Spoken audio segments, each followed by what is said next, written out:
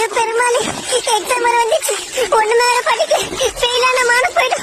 Tamil, English, maths, science, என்னாச்சு? ஒண்ணுமே படிக்கலப்பா. திடீர்னு பப்ளிக் எக்ஸாம்ன்றா. சரி படிக்கலன்னு புக்க திறந்தா பெரிய பெரிய பேராகிராஃப். வீட்லயே உட்காந்து உங்களுக்கு பேர குழந்தை பெற்று தருவனே தவிர பேராகிராஃப்லாம் படிக்க தெரியாதுப்பா.